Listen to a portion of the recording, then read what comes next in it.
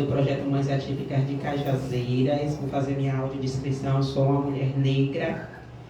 Estou trajando uma calça jeans, uma blusa verde água com um desenho de quebra-cabeça no meio. Uso uma tiara também com cores coloridas, formato de quebra-cabeça. E tenho um filho adolescente de 14 anos, autista. Falo sobre violência obstétrica. E eu sofri violência obstétrica. Eu entrei em trabalho de parto no dia 12 de junho, sendo que eu fiz 9 meses no dia 9 de junho. Eu tive uma gravidez complicada. Eu digo que foi minha primeira pandemia.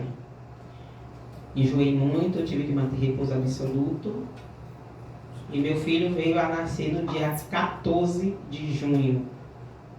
Eu tive que voltar para casa no dia 13, na manhã do dia 13, e meu filho nasceu no dia 14 de junho. Eu dei entrada na maternidade às 7h30 da manhã e vim ter o meu filho por volta das 10h49 da manhã, mais ou menos, não lembro bem assim.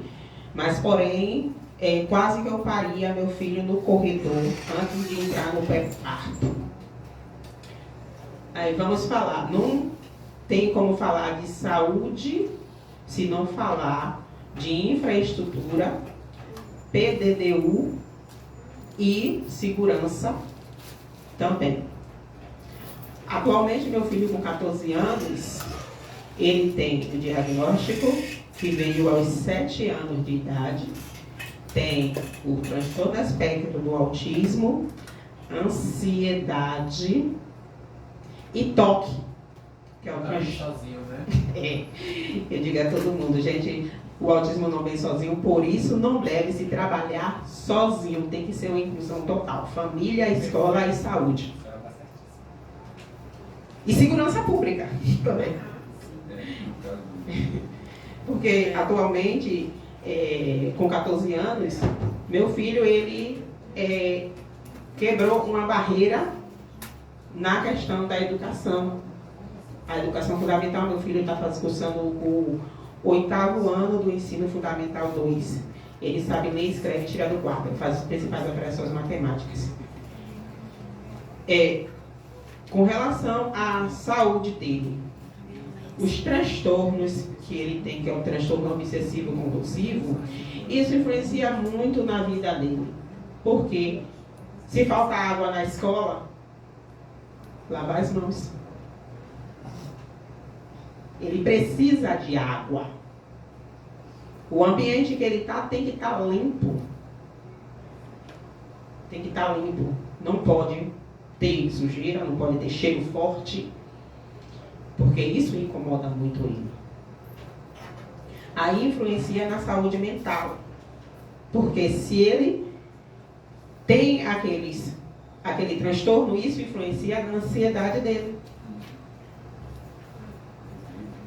O meu filho passa por esses problemas todos. Nós viemos buscando o máximo possível, porque existe a questão das medicações. Os nossos filhos tomam as medicações e chega no distrito sanitário e não tem a medicação. E aí, tudo cai sobre a gente. A mãe. Né? A mãe. É sempre a mãe. Não estão dando medicação, não é mãe. Você não está dando medicação, não é? Como se a medicação fosse realmente... Mas a frequência em cima dela. Aí a gente tem de comprar medicação porque não tem no distrito sanitário. Aí normalmente a gente pega e fica uma se comunicando com a outra nos grupos do WhatsApp. Gente, está tendo medicação em tal lugar, está tendo. Gente, fui lá e peguei. A troca, né, entre as mães da medicação. Por isso a questão de ter os grupos, gente. Eu falo com todo mundo do grupo que a gente precisa estar interligado. O meio de comunicação hoje é importante. A nossa vida vive por conta da inclusão digital. Fale da sem greve, celular. fale da greve dos professores A municipais, greve dos professores municipais interferiu muito na nossa na vida, vida da porque gente. tivemos que ficar com os nossos filhos em casa. Tivemos que ficar com os nossos filhos em casa. Meu filho mesmo apresentou ansiedade extrema. E a ansiedade do meu filho apresenta como os caroços. A princípio, quando eu levei ele para a consulta médica, a médica pensou que fosse uma reação alérgica. E aí, eu observando ele, eu percebi que era ansiedade. Fui, conversei com o psiquiatra, ansiolítico. Fluoxetina 1 vez por dia. Ele começou a abrir ferida, esse caroço. Abrir ferida. Porque eles Aqui ficam futucando. e aqui. Nele, ele não futucava. Era aqui e Estresse, aqui. né? É o estresse. O rosto dele, essa parte aqui, nariz, bochecha e aqui o bolso, estava da minha cor. Ele é negro pardo, mas estava com uma coloração muito forte por conta da ansiedade. Aí, tá tomando ansiolítico. Muitas das vezes que ele falta à escola, eu trago ele nesses espaços que é permitido para a gente, para falar sobre isso. Aí vamos. O projeto Mais Atividade de Cajuzeiro acolhe pessoas com autismo, com síndrome de Down, uma autista não diagnosticada de 62 anos, que na época ela foi diagnosticada com retardo mental, e uma adolescente de 13 anos que ela estava passando pelo processo de depressão. Aí, o projeto, ele tem a terapia alternativa, que é a aula de canto, manuseio de instrumento musical, oficina, gente, desculpe, e a oficina de desenho. Essa adolescente, ela estava com um processo que ela poderia cometer suicídio. Poderia. Porque isso influencia muito na vida do autista suporte 1 moderado segundo DMS-5. Um autista suporte 1, ele pode se mutilar e cometer suicídio. Agora, a gente está cansada de falar o tempo todo.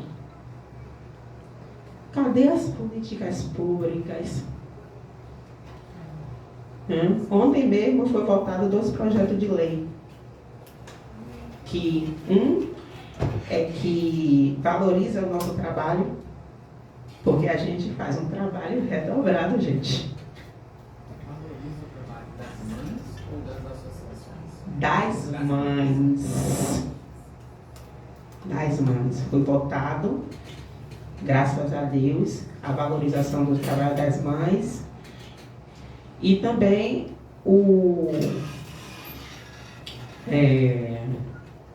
me lembra aí, Fabi. O que você está falando?